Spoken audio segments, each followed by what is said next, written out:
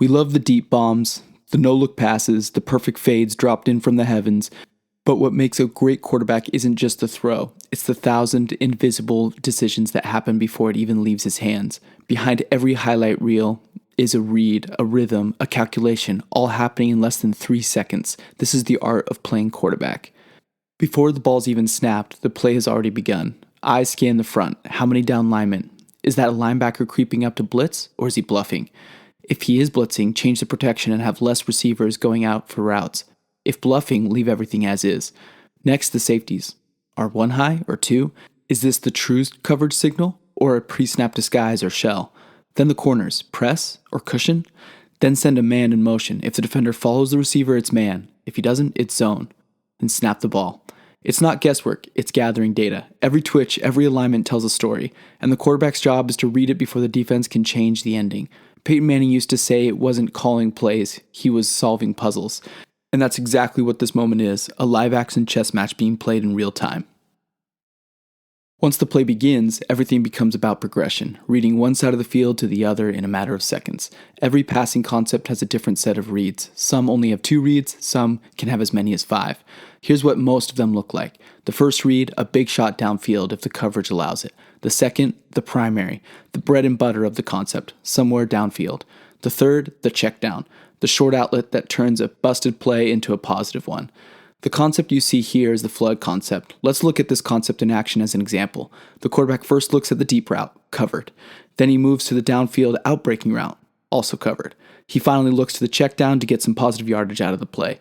I go through every passing concept in one of my other videos. You should check out my football strategy playlist on my channel. It's got everything from defensive coverages to pass protection explanations so that you can see the game within the game.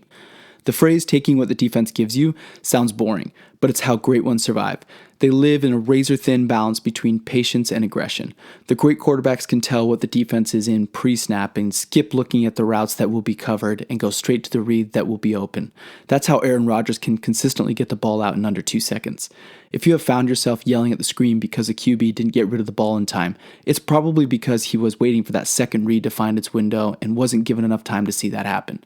Brady called it boring football that wins. Mahomes calls it playing within chaos. Both are right.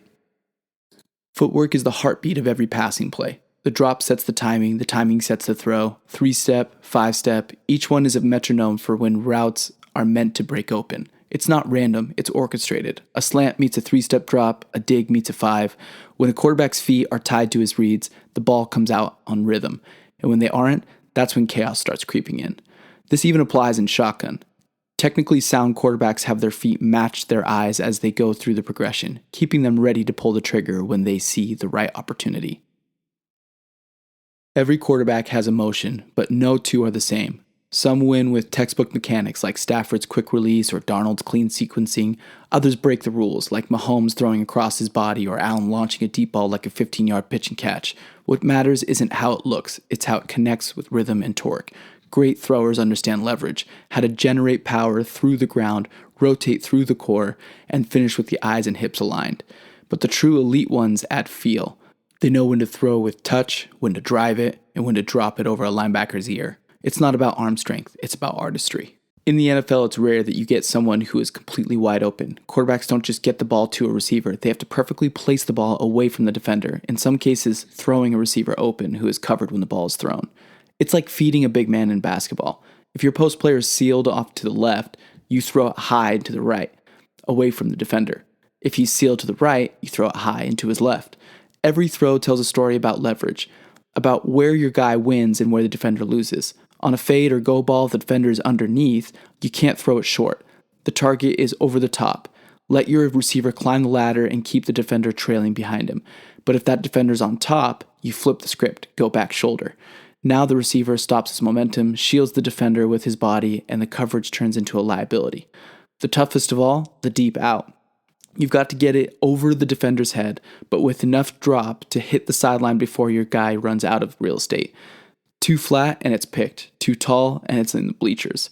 That's where touch meets timing, the perfect marriage of arc and anticipation. And sometimes the best throw is the one that looks off. When a quarterback throws slightly behind a receiver on a crossing route, it might have been intentional, pulling him away from a defender ready to smash him or break up the play. That's ball placement. It's accuracy in intent. Every throw is calculated risk, designed not just to find your receiver, but to protect him too. What separates an NFL quarterback from everyone else isn't always physical. It's mental bandwidth too. It's recognizing a disguised blitz in a fraction of a second post-snap and getting the ball to the hot route where the blitzer came from. It's anticipating a safety rotation before it happens. It's recalling every look you've ever seen from film and instantly matching it in real life. Quarterbacks live in controlled chaos, information flying from every direction, and still have to deliver with precision. That's why film study matters. That's why repetition matters. That's why calm is the most dangerous weapon a quarterback can have. Quarterbacks can't see the pocket because their eyes are downfield. They have to sense it. Pressure from the left, push up the middle. Edge collapsing, jab inside and roll out. Some quarterbacks can run from the pressure. The best ones maneuver through it. They slide, climb, reset, always with eyes downfield, always ready to pull the trigger. It's ballet under fire, grace wrapped in grit. Playing quarterback isn't just about throwing a football, it's about leading men. You command the huddle, you carry the blame, you absorb the noise. Great quarterbacks elevate everyone, from the rookie right tackle to the receiver who hasn't had a catch all day. They don't just execute plays, they inspire belief, because when your quarterback believes, your team does too. So yeah, we love the touchdowns and the highlight throws, but the art of quarterbacking runs deeper. It's part science, part instinct, part soul. It's the most complex position in sports, a symphony of mind, mechanics, and leadership condensed into a few heartbeats. Every throw is a brushstroke. Every drive, a masterpiece in motion. That's the art of playing quarterback. It's not just about making the throw, it's about seeing what no one else can and trusting yourself to deliver. My last football positions video was on receivers, and the next one is on running backs, so subscribe so that you don't miss it.